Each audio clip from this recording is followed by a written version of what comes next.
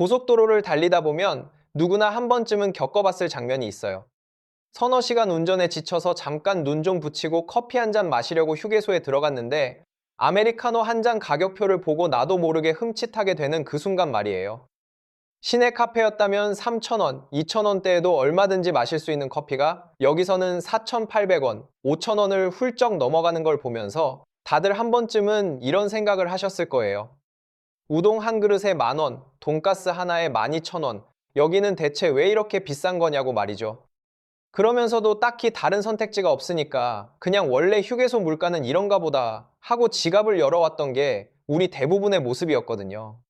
그런데 지금 그 당연하게 여겨왔던 휴게소 풍경이 무려 42년 만에 밑바닥부터 완전히 뒤집히는 큰일이 벌어지고 있어요.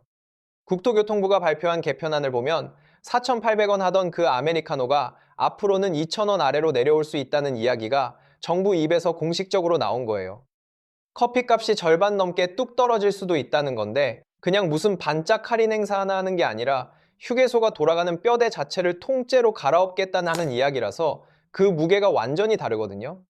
많은 분들이 휴게소 음식이 비싼 이유를 그냥 목 좋은 자리라서 그런 거 아니냐, 어차피 오다 가다 들를 수밖에 없으니 비싸게 받는 거 아니냐, 이렇게 단순하게 생각하시는 경우가 많아요.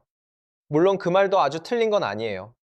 그런데 그 설명만으로는 왜 하필 51%라는 숫자가 튀어나오는지, 왜 40년이 넘도록 이 구조가 꿈쩍도 안 했는지를 도무지 설명할 수가 없거든요.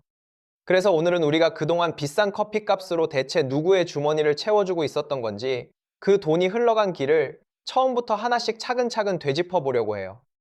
이야기의 시작은 우리가 휴게소에서 10,000원짜리 국수 한 그릇을 사 먹을 때 그 돈이 실제로 어디로 어떻게 쪼개져서 흘러가는지를 들여다보는 데서 출발해요. 우리는 보통 그 10,000원이 국수를 파는 그 가게 사장님한테 온전히 간다고 생각하잖아요. 그런데 실제 휴게소 안에서 벌어지는 일은 전혀 그렇지가 않았어요. 국수를 파는 입점업체 사장님은 사실 휴게소의 진짜 주인이 아니라 몇 달이 건너세를 든 마지막 세입자에 불과했던 거예요. 이게 바로 오늘 이야기의 핵심인 다단계 계약 구조라는 건데요. 이 구조가 지금까지 우리 지갑을 얼마나 야금야금 갉아먹어 왔는지를 이제부터 실제 숫자로 하나씩 짚어볼 텐데요. 이렇게 뉴스 제목만으로는 잘 보이지 않는 돈의 흐름을 쉽고 깊게 풀어드리는 이야기가 괜찮으시다면 구독과 좋아요로 함께 해주시면 큰 힘이 돼요. 자, 그럼 그 10,000원짜리 국수의 돈이 어떻게 흘러가는지부터 볼게요. 고속도로 휴게소의 진짜 주인은 우리가 잘 아는 한국도로공사예요. 도로공사가 휴게소라는 큰 건물과 부지를 가지고 있는 건물주인 셈이죠. 그런데 도로공사는 이 휴게소를 자기가 직접 운영하지 않고 중간에 있는 운영업체한테 통째로 맡겨왔어요. 그러면 이 중간 운영업체가 휴게소 전체를 관리하면서 국수집이나 돈가스집, 커피 매장 같은 실제 장사를 하는 입점업체들한테 다시 자리를 내주는 구조였던 거예요. 정리하면 도로공사, 그 다음에 중간 운영업체, 그리고 맨 마지막에 실제 음식을 파는 입점업체, 이렇게 최소 3단계로 층층이 쌓여 있었던 거죠. 문제는 이 층층이 쌓인 구조에서 가운데 낀 중간 운영업체가 떼어가는 수수료가 상상을 초월했다는 데 있어요. 국토교통부가 실제로 조사해서 발표한 숫자를 보면 입점업체가 중간 운영업체에 내는 수수료율이 매출액 대비 평균 33%, 심한 곳은 무려 51%에 달했어요. 이게 얼마나 무서운 숫자냐면요. 국수를 팔아서 10,000원을 벌면 그중에 5,000원 넘는 돈을 국수 한 그릇 안 만들고 재료 하나 안 사고 그냥 가운데서 자리만 빌려준 업체가 가져갔다는 뜻이거든요. 사장님이 밀가루 사고 육수 끓이고 직원 월급 주고 나면 남는 게 거의 없는데 절반은 이미 위로 빨려 올라가 버린 거예요. 그러니 입점업체 사장님 입장에서 생각해보면 답이 뻔하잖아요. 매출의 절반 가까이를 수수료로 떼이고도 장사를 계속하려면 결국 음식값을 올릴 수밖에 없어요. 이게 바로 우리가 휴게소에서 유독 비싼 밥값과 커피값을 내야 했던 진짜 이유였던 거예요. 사장님이 욕심이 많아서가 아니라 애초에 위에서 절반을 떼어가는 구조 위에 가게를 차렸으니 그 부담이 고스란히 소비자한테 넘어올 수밖에 없었던 거죠. 실제로 재작년에 발표된 도로 만족도 조사에서는 휴게소 음식이 비싸다고 답한 사람이 66.9%, 그러니까 10명 중 7명 가까이가 비싸다고 느꼈다는 결과가 나왔어요. 우리 모두가 몸으로 느끼고 있던 그 불만이 숫자로도 정확하게 증명이 된 셈이에요. 여기까지만 봐도 이미 충분히 화가 나는 이야기인데 진짜 문제는 그 다음이에요. 그럼 이 51%를 가운데서 챙겨가던 중간 운영업체가 대체 누구냐? 이걸 파고 들어가 보면 정말로 우리가 놓치고 있던 큰 그림이 드러나거든요. 그냥 아무 민간 기업이 공정하게 경쟁해서 그 자리를 딴 거라면 그나마 억울함이 좀 덜할 텐데 실상은 전혀 그렇지가 않았어요. 이 자리에 42년 동안 뿌리를 내리고 앉아 있던 건 다름 아닌 한국도로공사 퇴직자들이 만든 단체였던 거예요. 이 단체의 이름이 바로 도성회예요. 도로공사를 퇴직한 사람들이 모여서 만든, 겉으로는 친목을 도모한다는 비영리 법인이었어요. 그런데 이 도성회가 자회사를 하나 세워두고 그 자회사를 통해서 휴게소 운영 사업에 깊숙이 발을 담가온 거예요. 쉽게 비유하자면 이런 거예요. 회사를 나온 선배들이 모여서 친목 모임을 하나 만들었는데 그 모임이 알고 보니 자기가 다니던 회사에 가장 돈 되는 사업권을 가운데서 틀어쥐고 있었던 거죠. 건물주는 도로공사인데 그 건물주와 실제 장사꾼 사이에 가장 목 좋은 길목에 퇴직 선배들이 딱 자리를 잡고 앉아서 통행세를 받아온 셈이에요. 문제는 이 자리를 어떻게 계속 차지할 수 있었느냐는 거예요. 정상적인 경쟁 입찰이었다면 이렇게 40년을 독점하는 게 애초에 불가능하잖아요. 그런데 정부 감사 결과를 보면 도로공사가 도성회 쪽에 유리하게 특혜성 수의 계약을 맺어주고 심지어 입찰 정보까지 미리 흘려줬다는 정황이 드러났어요. 시험을 보는데 문제를 미리 받아든 것과 똑같은 이야기예요. 남들은 깜깜이로 입찰에 참여하는데 한쪽만 답지를 미리 보고 들어오니 경쟁이라는 말 자체가 성립할 수가 없었던 거죠. 이렇게 정보를 빼내고 계약을 몰아주는 방식으로 이 이권의 고리가 42년이라는 긴 세월 동안 한 번도 끊기지 않고 이어져 왔던 거예요. 그럼 그렇게 가운데서 빨아들인 그 막대한 돈은 대체 어디에 쓰였을까요? 이 대목이 정말 많은 사람들의 마음을 무겁게 만든 부분이에요. 도성에는 비영리법인이었어요. 비영리법인이라는 건 말 그대로 이익을 남겨서 회원들끼리 나눠 갖는 게 법으로 엄격하게 금지된 단체라는 뜻이에요. 세금 혜택을 받는 대신에 벌어들인 돈을 사적으로 배당하지 않겠다는 약속을 하고 그 지위를 얻는 거거든요. 그런데 감사 결과를 보면 도성회는 자회사한테서 매년 수익금을 배당으로 받아 챙겼어요. 최근 10년 동안 해마다 평균 8억 8천만 원가량을 배당받았다는 숫자가 감사에서 확인됐어요.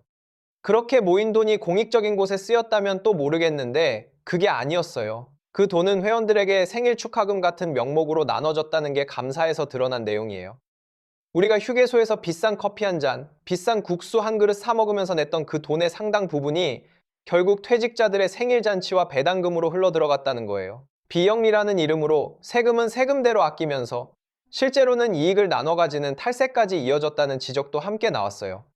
국민이 낸 돈이 소리 소문 없이 특정 집단의 잔치상으로 올라갔던 셈이니 그동안 우리가 느꼈던 그 비싼 값의 정체가 이제야 좀 선명하게 보이시죠? 여기서 한 가지 짚고 넘어갈 게 있어요. 이걸 그냥 나쁜 사람들 몇 명이 도둑질했다는 통쾌한 악당 이야기로만 보면 정작 우리가 챙겨야 할 진짜 중요한 그림을 놓치게 돼요. 이 42년짜리 구조가 무서운 건 어느 한 사람이 대놓고 범죄를 저질러서가 아니라 건물주인 공기업과 그 퇴직자 집단, 그리고 중간 사업자가 서로 얽혀서 아무도 손대기 어려운 하나의 견고한 시스템을 만들어냈기 때문이에요. 감시하고 관리해야 할 도로공사와 감시받아야 할 퇴직자 단체가 사실상 한 몸처럼 움직였으니 안에서 스스로 이걸 깨는 건 애초에 기대하기가 어려웠던 거죠. 이게 바로 우리가 흔히 카르텔이라고 부르는 것의 전형적인 모습이에요. 그런데 이 42년 동안 꿈쩍도 안 하던 구조에 결국 균열이 가기 시작한 계기가 있었어요. 지난해 12월 대통령이 국토교통부 업무보고를 받는 자리에서 이 문제를 직접 콕 집어서 지적한 거예요. 휴게소가 맛도 없는데 왜 이렇게 비싸냐. 알고 보니 몇 단계를 거치면서 중간중간 임대료와 수수료로 떼먹는 게 절반이더라. 이런 취지의 발언이 나왔거든요. 우리가 평소에 휴게소에서 느끼던 그 소박한 불만이 최고 결정권자의 문제의식과 정확히 맞아떨어진 순간이었던 거예요. 이 발언 직후에 국토부가 도성의 운영이 적정했는지, 휴게소 입찰과 계약 과정 전반에 문제가 없었는지를 샅샅이 들여다보는 감사에 착수했고, 그 결과가 바로 오늘 이야기하는 이 충격적인 내용들이었던 거죠. 이제 진짜 중요한 건 그래서 이걸 어떻게 뜯어고치겠다는 거냐는 부분이에요. 문제를 확인만 하고 끝냈다면 이번에도 흐지부지 됐겠지만 이번 개편안의 핵심은 아주 명쾌하고 근본적이에요. 한마디로 가운데서 절반을 떼어가던 그 중간 운영업체를 통째로 없애버리겠다는 거예요. 지금까지는 도로공사와 실제 장사하는 입점업체 사이에 중간 운영업체가 끼어 있었잖아요. 이 가운데 다리를 완전히 걷어내고 대신 새로 만드는 공공관리회사가 입점업체와 직접 계약을 맺도록 구조를 바꾸는 거예요. 통행세를 받던 길목 자체를 없애버리는 거라고 생각하시면 딱 맞아요. 이렇게 중간 단계가 사라지면 어떤 일이 벌어질까요? 바로 그 무시무시하던 수수료율이 곤두박질 치게 돼요. 매출의 평균 33%, 최대 51%까지 치솟던 임대료 부담이 앞으로는 8에서 9% 수준으로 뚝 떨어지게 되는 거예요. 물론 여기에 별도의 관리비가 조금 붙긴 하지만 그걸 다 감안하더라도 기존 수수료의 절반 이하로 부담이 줄어든다는 게 정부의 설명이에요. 입점업체 사장님 입장에서는 그동안 위로 빨려 올라가던 돈의 상당 부분이 자기 손에 남게 되는 거니까 이제는 음식값을 억지로 높게 받을 이유가 사라지는 거죠. 바로 이 지점에서 4,800원 하던 아메리카노가 2,000원 아래로 내려올 수 있다는 전망이 나오는 거예요. 그리고 이번 개편에서 무엇보다 눈여겨봐야 할 대목은 카르텔의 고리 자체를 뿌리째 끊어내겠다는 부분이에요. 앞으로 휴게소 입점 매장 입찰에서는 도로공사 현직자는 물론이고 퇴직한 지 3년이 안 된 사람, 그리고 그 배우자와 직계 가족까지 아예 입찰에서 배제하기로 했어요. 이 자리에 다시는 퇴직자 인맥이 발을 들이지 못하도록 원천적으로 문을 걸어 잠그는 거예요. 심지어 퇴직자 명단을 데이터베이스로 만들어서 계속 감시하겠다는 계획까지 내놨어요. 42년간 이 판을 굴려온 도성회와 그 자회사는 앞으로 휴게소 사업에 아예 참여할 수 없게 되고 지금 운영하고 있는 6곳의 휴게소도 즉시 매각하도록 도성회의 정관을 뜯어고치기로 했어요. 그냥 수수료만 낮추는 게 아니라 이 구조를 만들어낸 뿌리 자체를 뽑아내겠다는 강한 의지가 담긴 거죠. 여기서 한 걸음 더 들어가서 냉정하게 봐야 할 부분도 있어요. 새로 만든다는 이 공공관리회사가 자칫하면 또 다른 자리 나눠 먹기의 무대가 될 수도 있잖아요. 이름만 바뀐 새 카르텔이 들어서면 아무 의미가 없으니까요. 그래서 정부는 이 회사의 최고 경영자를 도로공사 출신이 아니라 유통이나 서비스 분야에서 진짜 전문 지식을 갖춘 민간 인재로 데려오겠다고 했어요. 도로공사가 출자해서 회사를 세우더라도 그 퇴직자가 이 회사에 슬그머니 재취업하는 인적 네트워크만큼은 확실하게 끊어내겠다는 거예요. 물론 이 약속이 실제로 지켜지는지는 앞으로 계속 지켜봐야 할 숙제이긴 해요. 개혁의 성패는 결국 이 새 회사가 옛날 버릇을 반복하지 않느냐에 달려 있으니까요. 그럼 이 변화가 대체 언제부터, 어디서부터 시작되는 거냐가 궁금하실 텐데요. 당장 올해 안에 8곳의 휴게소가 첫 시범 대상으로 선정돼요. 새로 문을 여는 합천호 휴게소 상행과 하행, 그리고 월출산 휴게소, 여기에 기존 계약이 끝난 여주와 군위, 장유, 대천 휴게소 같은 곳들부터 바뀐 방식이 적용될 예정이에요. 이르면 올해 12월부터 달라진 휴게소를 직접 경험해 볼 수 있게 되는 거죠. 그리고 이건 한 번에 다 바꾸는 게 아니라 계약이 만료되는 곳부터 순차적으로 넓혀가는 방식이에요. 내년 말까지 계약이 끝나는 곳과 신설 휴게소, 그리고 서비스 평가가 나빴던 곳까지 합치면 내년에는 100곳 안팎의 휴게소가 새 방식으로 운영될 거라는 게 정부의 계획이에요. 지금 도로공사가 운영하는 휴게소가 215곳이니까 절반 가까이가 몇 년 안에 완전히 달라지는 셈이죠. 다만 여기서 한 가지 현실적인 한계도 솔직하게 짚어드릴게요. 이번 개편은 도로공사가 직접 관리하는 휴게소에 적용되는 거예요. 민간이 돈을 대서 만든 민자고속도로의 휴게소에는 이걸 강제로 적용하기가 어려워요. 민자고속도로는 사업자를 선정할 때 이미 휴게소 운영 수익까지 계산에 넣어서 계약을 맺었기 때문에 정부가 함부로 그 권리를 회수하거나 강제할 수가 없거든요. 그래서 민자 휴게소에 대해서는 강제하는 대신 공공휴게소의 방침에 최대한 가깝게 따라와 달라고 권고하는 방식으로 풀어갈 예정이에요. 그러니 모든 휴게소가 하루아침에 다 2,000원 커피가 되는 건 아니라는 점은 알고 계시는 게 좋아요. 그런데 이번 변화가 단순히 커피값 몇천 원 내리는 이야기로만 끝나지 않는 이유가 있어요. 이게 요즘 사람들이 여행하고 쉬는 방식의 변화와 딱 맞물려 있거든요. 요 몇 년 사이 고물가의 환율까지 높다 보니 큰맘 먹고 해외로 나가기보다는 차를 몰고 가까운 국내를 짧게 다녀오는 여행이 다시 인기를 얻고 있어요. 명절이나 연휴에 가족들과 차 한 대로 훌쩍 떠나는 그런 여행이요. 그런데 이렇게 자동차로 국내를 다니는 여행이 늘어나면 고속도로 휴게소는 그냥 화장실 들르는 곳이 아니라 여행의 한 장면, 하나의 목적지가 될 수 있거든요. 실제로 이번 개편은 휴게소의 성격 자체를 바꾸는 방향으로 가고 있어요. 밤 10시면 문을 닫던 편의점을 앞으로는 24시간 운영하도록 해서 야간에 운전하는 사람들이 언제든 도시락이나 김밥, 컵라면을 사서 먹을 수 있게 조리하고 취식하는 공간까지 마련한다고 해요. 편의점 1+1 할인이나 통신사 포인트 적립 같은 혜택도 넓히고요.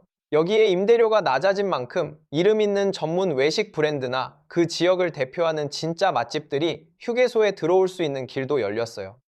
비싼 임대료를 감당할 수 있는 업체가 아니라 합리적인 가격에 좋은 음식을 내는 업체가 선정되도록 심사 기준도 바꾸고 외부 심사위원회 평가를 거치도록 만들었거든요.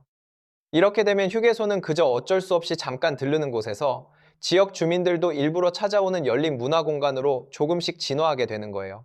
가격의 거품을 걷어내고 그 지역만의 특색 있는 음식을 맛보고 편하게 쉬어갈 수 있는 공간이 된다면 휴게소 자체가 여행의 이유가 되는 날도 충분히 올 수 있는 거죠.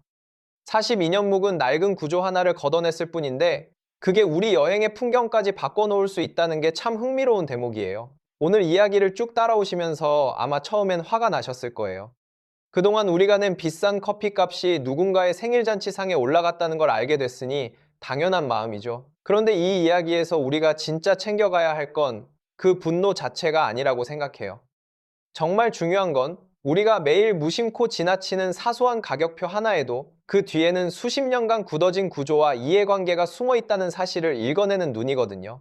커피 한 잔 가격이 왜 이럴까? 이 돈은 대체 어디로 흘러갈까? 이런 작은 질문 하나가 결국 42년짜리 카르텔을 세상 밖으로 끄집어낸 첫걸음이었으니까요. 세상의 많은 비싼 값에는 다 그럴 만한 이유가 숨어 있고 그 이유를 들여다볼 줄 아는 사람만이 진짜 흐름을 읽을 수 있는 거예요. 이번 휴게소 개편이 앞으로 제대로 자리를 잡을지 아니면 시간이 지나 또 다른 이름의 카르텔로 슬그머니 되돌아갈지는 사실 지금부터가 진짜 시작이에요. 여러분은 이번 변화, 우리 삶을 정말로 바꿔놓을 반가운 개혁이라고 보시나요? 아니면 결국 또 흐지부지 될 거라고 보시나요? 여러분의 생각을 댓글로 편하게 들려주시면 함께 이야기 나눠보고 싶고요. 오늘 이야기가 세상 돌아가는 흐름을 이해하는데 조금이나마 보탬이 되셨다면 구독과 좋아요, 그리고 알림 설정으로 함께 해주시면 다음 이야기도 더 알차게 준비해 볼게요. 여기까지 함께 해주셔서 진심으로 고맙습니다.